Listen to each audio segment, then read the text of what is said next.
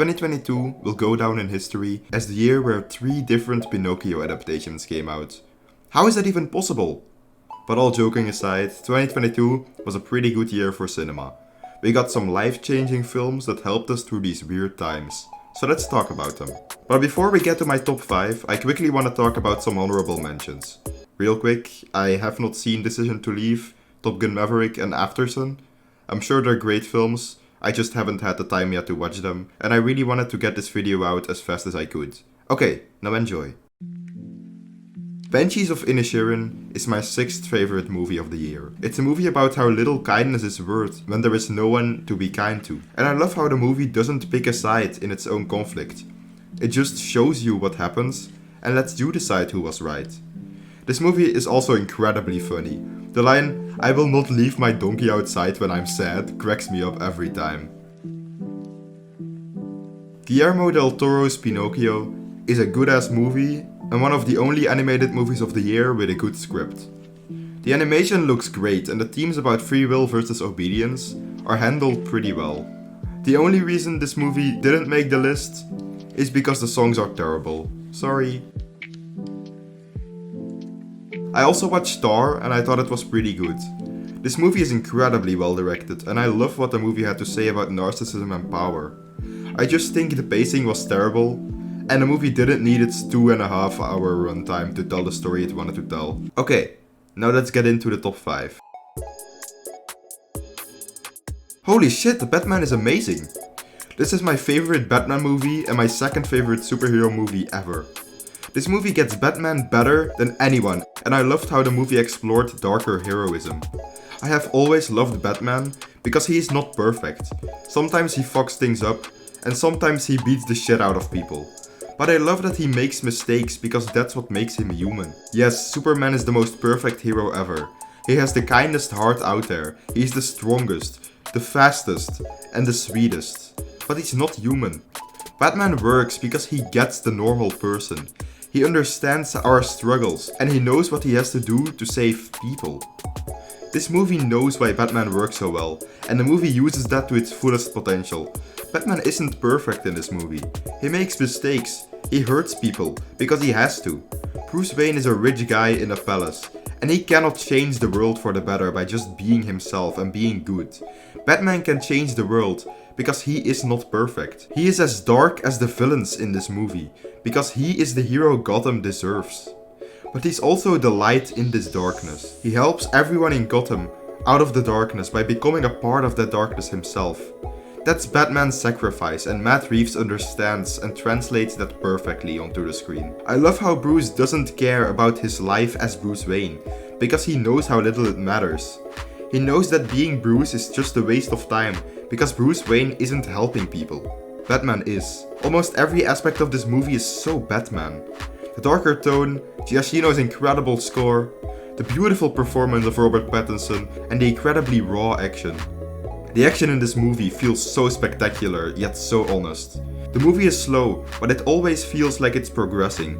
And the movie looks just stunning. I think The Batman is the best looking movie of all time. The visual storytelling, the metaphors, the beautiful lighting, and the haunting darkness make this one of the prettiest movies ever made. The characters feel incredibly real because of how well they tie in to the main theme of the movie: vengeance. Every character in this movie wants some form of vengeance. Black Cat wants vengeance for her friend. Falcone was literally the vengeance of Thomas Wayne when he found out about the thing with the reporter. Riddler wants vengeance for not being noticed. But Batman is different. Every character in the movie wants vengeance. But Batman is vengeance. He chose to be the vengeance of every good Gotham citizen who wants a normal life. He turned himself into vengeance so that someone else doesn't have to. Black Cat learns that she shouldn't avenge her friend and that she should honor her. But Batman can't do that, because if he stops being vengeance, then Gotham will fall. It's insane how well this movie understands this fan favorite character, and I love how Matt Reeves made Batman feel fresh, while also creating the most accurate depiction of Batman to this day. This movie isn't perfect at all. Riddler's plan is incredibly convoluted, and I was expecting a lot more from the guy Batman chased for nearly the entire movie. Batman also has an incredible amount of plot armor in this movie. Like, this guy would have died at least 5 times if this would happen in real life. And I think it's a pretty major flaw, because it makes Batman feel less human, and Batman being human is one of this movie's greatest strengths. But I still think this is an incredible movie, and you should check it out because it's cool. Yep, I'm as surprised as you are. I heard Puss in Boots 2 was a good movie, and the animation looked phenomenal in the trailer, but I was pretty sure the script was going to be mediocre at best. 2022 has really been the year of incredible animation paired with mediocre screenplays. Think about it. Intergalactic, The Bad Guys, Turning Red, Lightyear, Strange World, Sea Beast are all really well animated films with one major flaw: their screenplay. So I was expecting Puss in Boots 2 to be the same thing. Oh my god, I was so wrong. Puss in Boots: The Last Wish is an incredible movie, and I am going to actually explode if it doesn't win Best Animated. Like, holy shit, this is the best animated movie since fucking Spider-Verse. This is the best DreamWorks movie since Kung Fu Panda 2. Hell, maybe it's even better. The animation is godlike. I cannot believe this movie was created by actual human beings. It was clearly meant to look like a painting, which gives it a Spider-Verse/Arcane vibe, and it looks insane. The fight between Puss and Death puts Demon Slayer to shame. And the colors, holy shit, the colors. And it's not just a couple of scenes that look great. No, it's the entire movie. Every single scene. And the visual aspects of the movie aren't just fun to look at. No, they help tell the story, and they also set the tone extremely well. For example, did you notice that the lighting of the river changes when the emotions of the characters change? Every time a character is sad or angry on the boat, the lighting becomes darker because of a rock or a tree. It's details like that that really elevate this movie for me. This is also one of only 2 animated movies this year to have a great script. Every character has a natural arc, and the writers do an amazing job at making you think that the conflicts are unresolvable, to then resolve them in a very natural way. This movie is also an amazing sequel to the first Puss in Boots, because it shows us that Puss still hasn't learned to stop running, which was a big theme in the last movie. Making Puss scared of death was a genius decision, because it showed that Puss still had a lesson to learn, while simultaneously justifying the movie's own existence. And I don't even like the first Puss in Boots that much. Something that a lot of people say is that having more than one villain in your movie is a curse, and it won't work. I mean, think about it. Which good, critically acclaimed movie has more than one villain besides Dark Knight? That's right, you can't find any. Having more than one villain in your movie means that you'll have less time to develop the villains, because they all need screen time. So the rule is, have one villain. 2 is really hard to pull off, 3 or more is nearly impossible.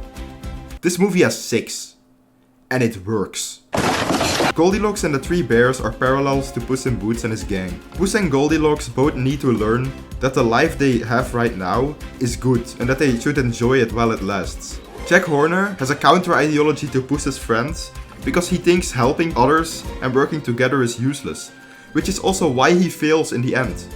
The movie also shows us how similar Jack, Goldilocks and Puss are, because they all think they can solve their problems with magic. And Jack is the only one who dies in the end, because he's the one who doesn't learn that life is more important than whatever magic can give you. So he has a counter-ideology to 2 characters and a parallel to 2 other characters. And he eventually gets defeated because he doesn't change over the course of the film. Like, how are the villains in this movie this incredible? And do I even have to mention the wolf? He steals the show in every scene he's in. The tonal shift when Puss encounters him for the first time is just genius. And the fact that he whistles his own leitmotif because he is the one who wants to make people afraid is just, oh my god. The wolf is my favorite DreamWorks villain since Shen. And Shen is my favorite DreamWorks villain ever. Hell, the wolf might even be better. The movie is funny too. Bro, the censor sounds when the dog started throwing out slurs. Bro, that was hilarious. Also, am I the only one who thought the dog was going to be annoying? How was the dog not annoying? I could go on about this movie forever, and it will get its own video eventually. Nope is a very unique movie, because it's really hard to figure out what genre it is. It's a horror movie, kind of, but it's not always trying to be scary. It's a comedy movie, kind of, but it's not always trying to be funny. It's a drama movie, kind of, but it's not always trying to be emotional. Nope is a very unique movie, and I love how it tries to be a lot of different things at the same time, because the end product is a very fun film. But when you start thinking about it, you find out that this movie is way more than that. Nope is Jordan Peele's take on an alien movie, but it's much more than just your average alien blockbuster. This movie says a million things, and I think it's really interesting to hear everyone's interpretations about what they just saw.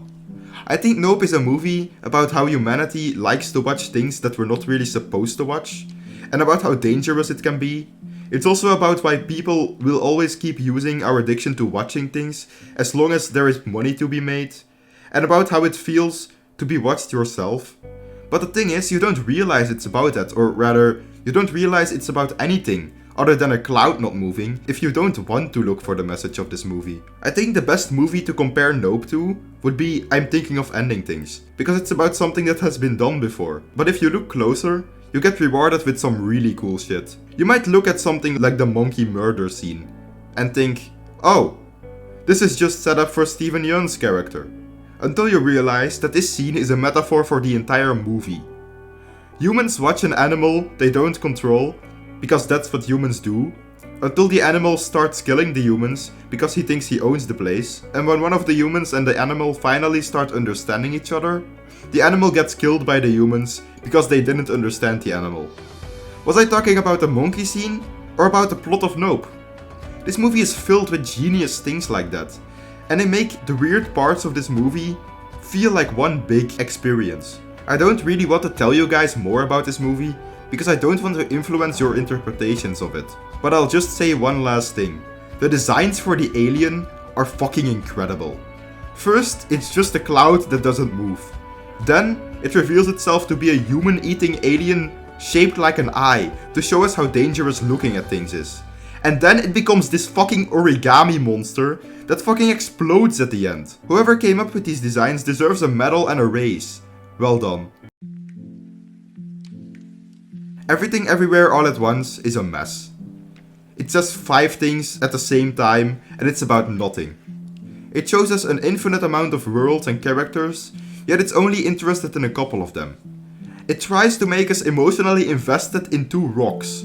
It has a fucking black hole that is also a bagel. Everything Everywhere All at Once shouldn't work, but it does. It's a mess, but it's an intentional one. This is a multiverse movie with a ton of concepts, characters and themes thrown on top of each other. But it works, because the movie knows what is at its core. It focuses on the very personal journey of Evelyn, because the movie knows that that's the most important thing. Yes, this movie is filled with hilarious jokes, insane action and hot dog fingers. But the movie also knows that that's not what this movie is about. This movie is about Evelyn, and about breaking circles. Evelyn is a broken woman who tries to damage control her life without changing it. She keeps on going in circles without ever escaping them. Her loved ones know this and they try to help her, but she doesn't want to listen. She's suddenly able to go to different universes, where she finds out that her normal life was literally the worst possible version of her life. And the rest of the movie is about her deciding how she's going to spend the rest of her life now that she knows how worthless it is. Except it isn't. Yes, her life feels meaningless, because there are an infinite amounts of better versions of it. But that doesn't make your life worthless at all. Because if you don't care about your own life, then that means that you have more time to care about other people's lives. Everything Everywhere All at Once tells us that nihilism isn't an excuse to not care anymore. No, nihilism should be the reason to care. It's okay to think your own life is meaningless, but that doesn't mean that everyone thinks that way. The writers show us the connection between nihilism and ego in an amazing way. Evelyn has to learn that it's not fair to stop caring about the world, because the world will always care about her. The movie's antagonist, Joy, has a very interesting counter-ideology that makes Evelyn realize this. Joy wants to leave this world because she doesn't see the value of it, but she can't just die because there are an infinite amount of versions of her in the multiverse, so she makes a black hole bagel to end everything. Joy is Evelyn's daughter, and she represents the life that Evelyn is losing, and the destructive nature of egotistical nihilism at the same time, and it works. It works really fucking well. Everything Everywhere All at Once has insane humor, amazing fight scenes, the best editing I've ever seen in a movie, and a huge cast of characters. It's a mess, but it works incredibly well, because the movie always knows what it's trying to say. It is a deeply personal story with an incredibly unique and profound message, disguised as a big mess. This is the first A24 film that has made 100 million at the box office, and it fucking deserves to be. It's kinda weird to celebrate a movie earning 100 million, because it's not that much, but like this movie's budget was 25 million, so it kinda made 4 times its own budget, which is amazing. Wait, how was the budget of this movie only 25 million? Like, it had some of the best fucking fight scenes I've ever seen, and it had only a budget of 25 million? Thor Love and Thunder had 10 times the budget and was 10 times worse. How is that even possible?